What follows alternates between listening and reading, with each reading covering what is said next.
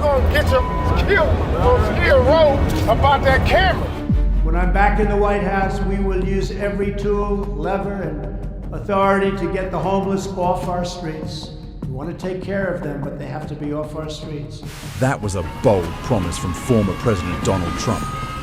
A statement as if all problems would be solved with just one decree.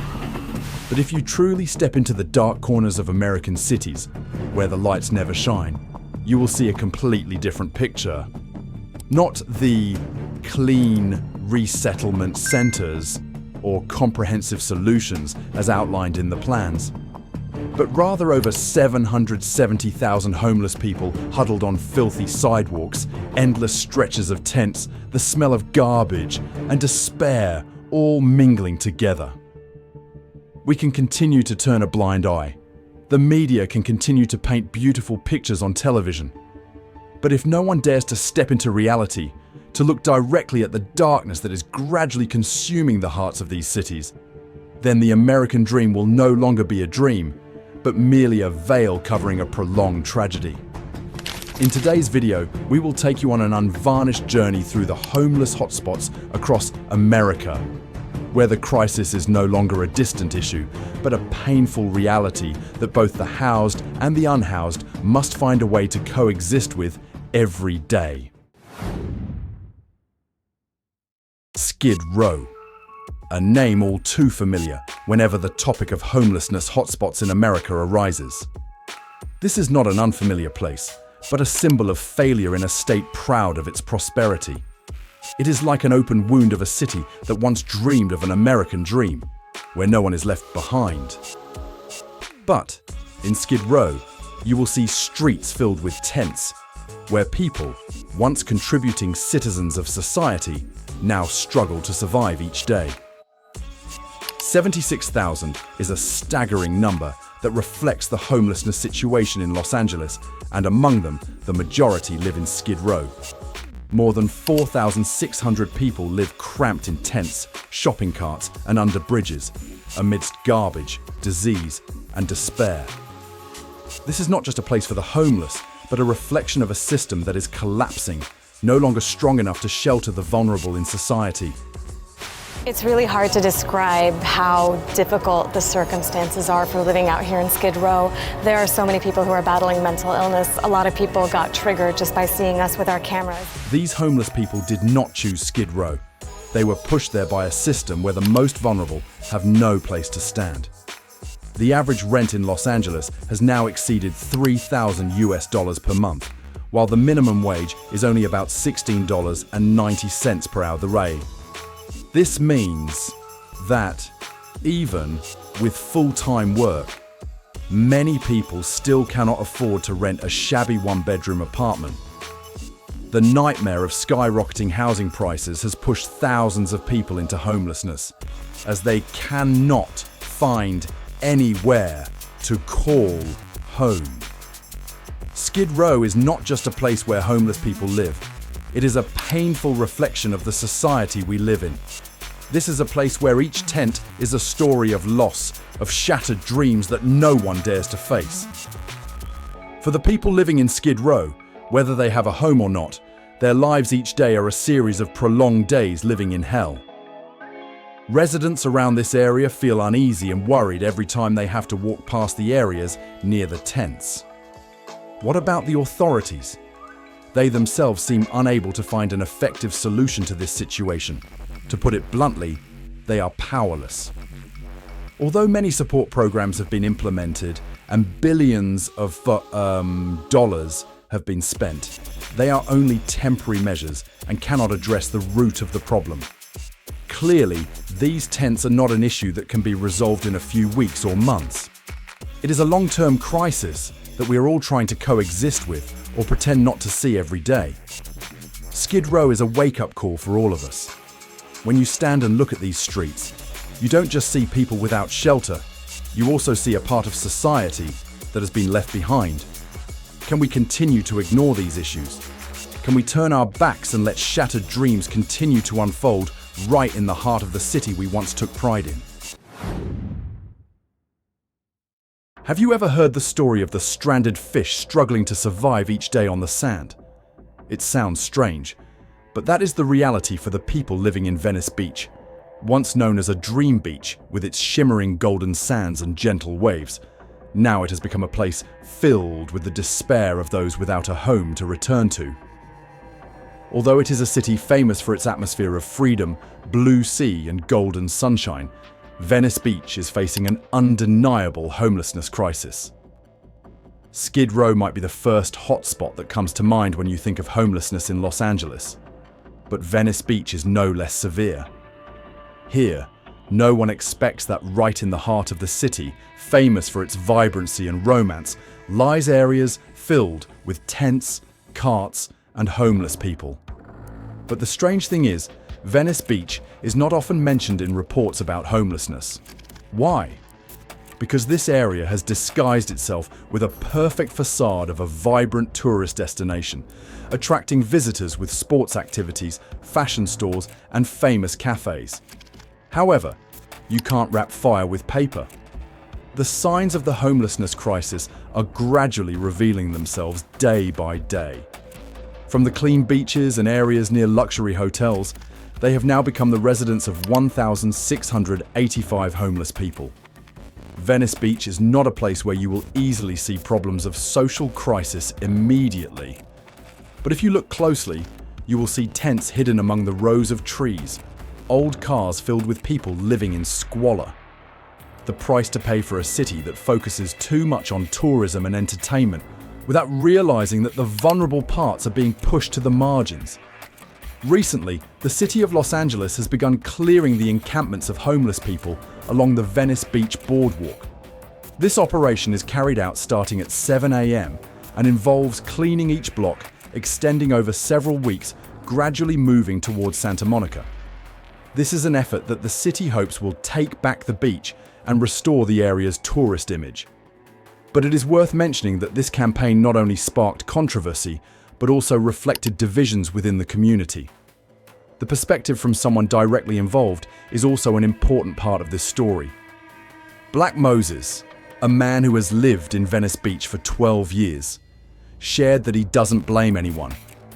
He sees that the homelessness situation in Venice Beach is a compounded consequence of the COVID-19 pandemic, when thousands of people lost their jobs, lost their homes, and had no opportunity to start over. Being a homeless man, I want to remain neutral because I come from that. You know, I know this life and I don't blame these people. Venice Beach is not just a tourist destination. It is a reflection of the paradoxes of today's society. And when we look at areas like Venice, the question is not just about cleaning up the tents, but about how we perceive and treat the people who have been left behind. Have we forgotten something fundamental by allowing these shattered dreams to continue in the heart of a city that people still call paradise? Stepping into the Tenderloin District, San Francisco, you not only feel the poverty, but also witness the silence of a city that once dreamed of a prosperous future. Here, you can see people struggling in makeshift tents, not only living in darkness, but also being left behind in the heart of a city where the rich are hastily rising, while the poor are gradually sinking deeper into the abyss of despair. So how can an area dubbed the heart of Silicon Valley allow 3,848 people to live quietly in dark alleys amidst luxurious yet soulless buildings? The reality is that the cost of renting in San Francisco has exceeded $4,000 per month for a one-bedroom apartment, while other expenses are also rising rapidly. With these costs, living in the Tenderloin area for a single person can reach $4,676 per month, including rent, food, transportation, and other basic needs. Meanwhile, income from Social Security, a common subsidy for elderly individuals in difficulty in this area, is only about $1,200 a month, a figure that is hardly sufficient to meet basic needs. When comparing income and living expenses, the disparity becomes clear, and this reality is an enormous burden for many elderly people in San Francisco. But if you have the chance to pass through Tenderloin, you will not only see people lacking material possessions, but also the loss of spirit. This is where the American dream, once associated with prosperity and opportunity, has lost its value. They once had homes, stable jobs, but now they have to live in tents, where the difficulties are not just material, but also psychological pain. They not only struggle with life on the streets, but also fight against the invisible wounds that society has taken from them. I didn't think I'd end up here. I worked hard all my life. But now, I don't know where to go, a 70-year-old woman living in Tenderloin shared.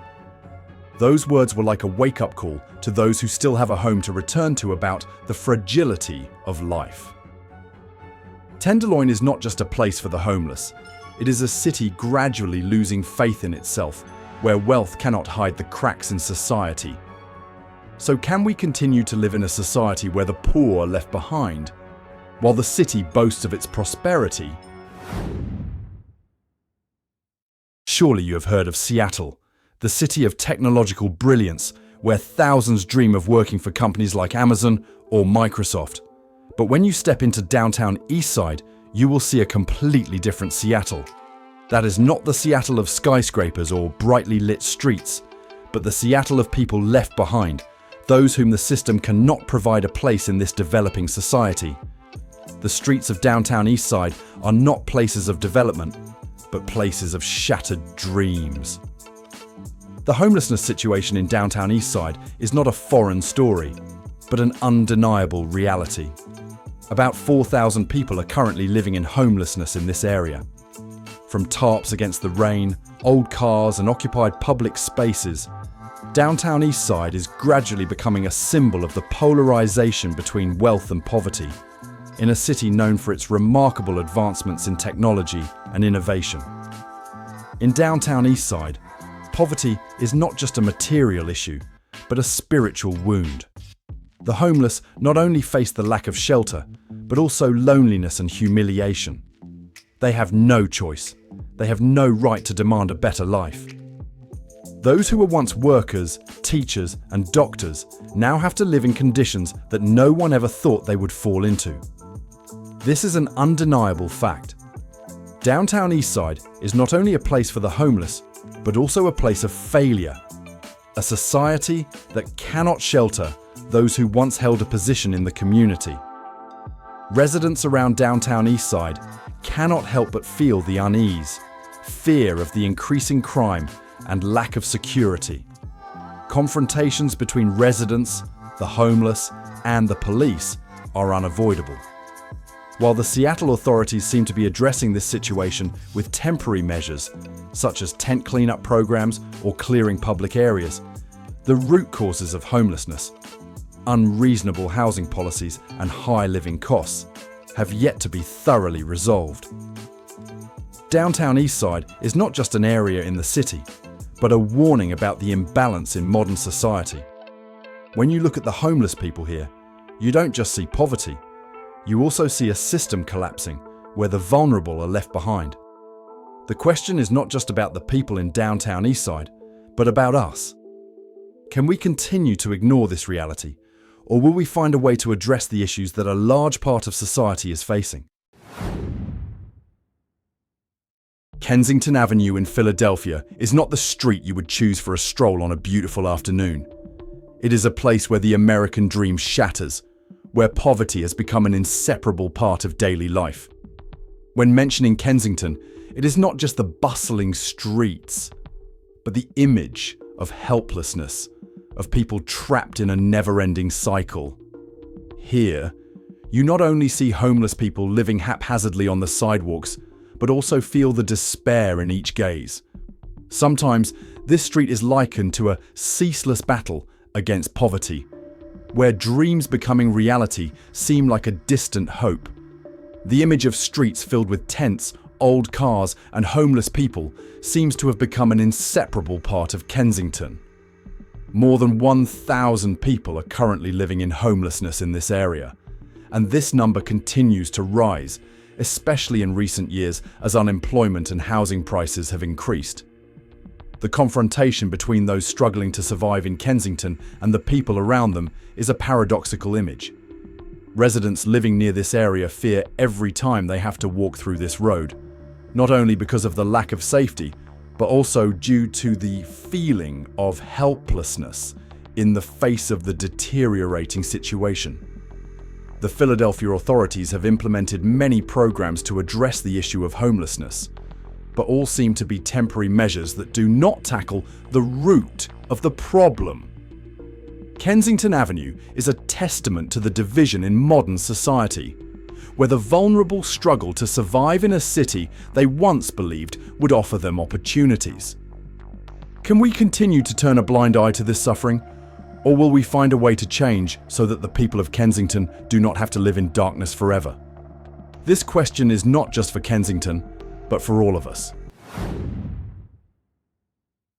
Imagine you are standing in the middle of a modern square in downtown Austin, flashing LED lights, the sound of guitars coming from a lively bar, and towering tech buildings rising up as symbols of prosperity.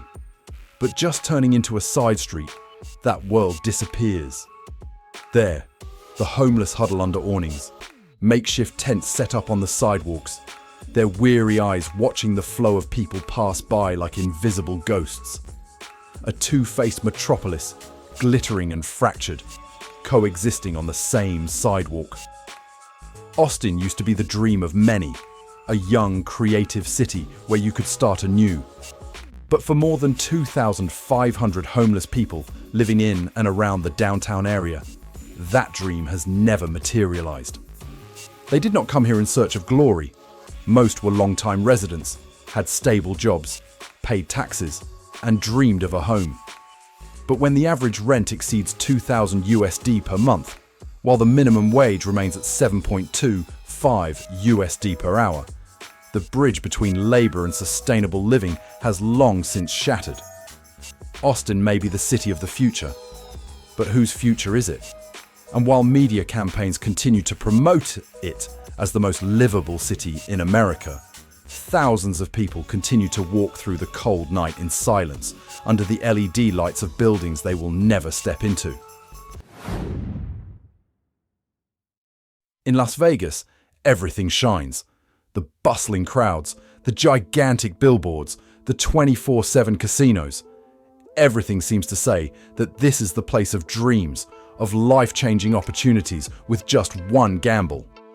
But if you slow down your walk along the strip and look down at the sidewalk instead of up at the neon signs, you will see something else. People lying on cardboard under hotel awnings, tents crowded behind tall walls, and lost gazes among the crowd searching for weekend fun. It's estimated that more than 6,500 people are currently living in homelessness in Clark County, where Las Vegas is located. The actual number may be higher because hundreds of other people are temporarily living in cars, in friends' houses, or underground in the city's sewer system. Yes, even the City of Lights has its dark tunnels, where hundreds of people have established underground neighborhoods to escape the harsh desert sun. A completely separate world, right beneath the glamorous world. The Strip is the most glamorous symbol of Las Vegas, but it is also here that you can easily encounter an elderly woman rummaging through trash bins next to a 5-star hotel, a former soldier holding a sign asking for help, or a young man lying motionless on a bench, shielding himself from the sun with a tattered coat. They are not the dangerous vagrants, as the stereotype still labels them. They were once service workers, retirees, people who had a home. But the only difference is, they didn't have time to catch their lives after it slipped away.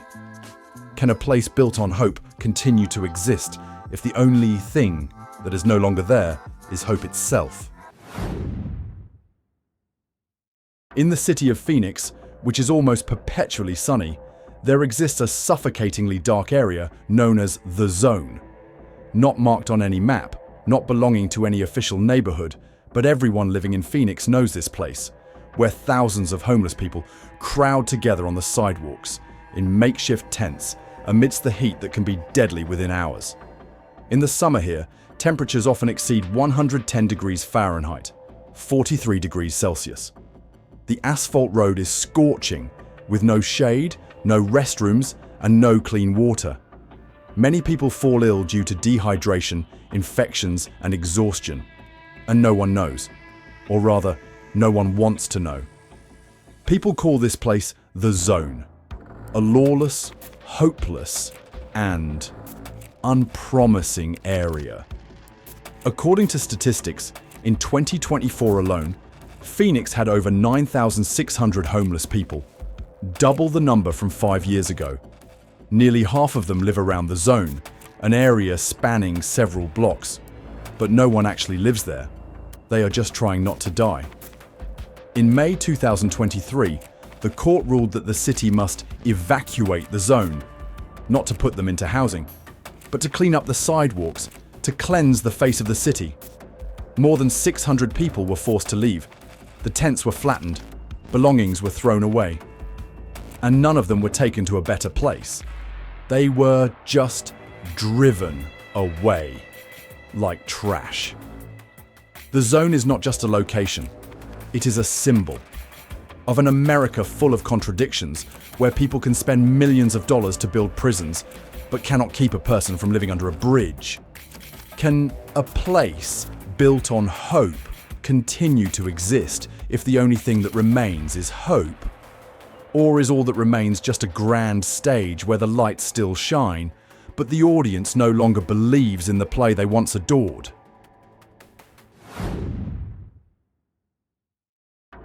Denver was once dubbed the Mile High City, a city of sunshine, opportunity, and a place where people move to start anew amidst expansive spaces and a modern lifestyle. But when you step into downtown Denver, the first thing you feel is not excitement, but astonishment. Because here, right in the midst of administrative buildings and bustling commercial areas, you will see tents crowded along the sidewalks, people huddled on the steps of the public library, and vacant stares looking through the hurried crowd.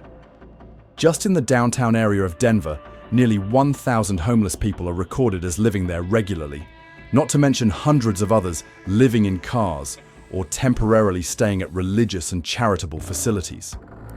They are not just those who lost their jobs after the pandemic. Many were once stable white-collar workers, but after a setback, such as sudden medical expenses, divorce, or the loss of a loved one, they slipped out of the cycle and couldn't get back in. Denver, where the mountains meet the sky, now has too many people living in division, between memory and reality, between aspiration and the invisible wall of policy. So what truly makes a city worth living in? Is it the skyscrapers, the beautiful scenery, or the ability to reach out to those who are collapsing on its sidewalks? South Loop. The name sounds youthful and full of potential. Indeed, this is one of the fastest growing areas of Chicago. High-rise buildings spring up each season. Luxury apartment complexes, organic supermarkets, artisanal coffee shops cover a once-forgotten area with a shiny coat of paint. But if you walk along Roosevelt Road or near the vacant lots by the Greyhound bus station, you will see what the urban planners never mention: the sagging tents, the homeless people sleeping under old blankets in the sweltering summer heat, and the heavy silence that the modern glass walls cannot reflect. Chicago is one of the cities with the highest number of homeless people in the United States, estimated at over 68,000, with the South Loop area and its surroundings being a concerning hotspot. Unlike Skid Row or Tenderloin, where people are accustomed to the sight of the homeless, South Loop is an up-and-coming area, and it is precisely this that makes the presence of homeless individuals here even more of a nuisance. They are not only forgotten, but also driven away, literally, by cleanup campaigns, anti-camping laws, and the invisible pressure from the community that wants to maintain an appearance of cleanliness and civilization. South Loop is becoming a symbol of a new Chicago, young, wealthy, and well-planned. But if we only look at the real estate prices without seeing the people who are bowing their heads in front of that building, is the city really rising? Or is it just staging a performance that no one dares to unveil? When the journey comes to an end, we not only carry with us images of tense and weary eyes, but also an undeniable truth. Behind the bright lights of American cities, there always exist dark corners, where the abandoned people live each day unnoticed. They are not mere shadows. They are a part of the city, of this society, and of us. Will we continue to walk past without looking back? Or will we stop to look deeper, to understand, to feel, and perhaps to change? If this video makes you reflect, please like it to spread the message. Share it with a friend. Who knows, it might be the beginning of empathy. And don't forget to subscribe to the channel so we can explore more untold stories together, in places where light has yet to reach. Thank you for accompanying us. See you on the next journey. This video was made for the purpose of exploring, analyzing, reflecting on society based on public documents and field recordings. The perspectives shared do not represent any individual, organization, or government. We do not advocate for extremist behavior, nor do we draw absolute conclusions. Our goal is to spark dialogue, raise awareness, and contribute to positive change, if possible.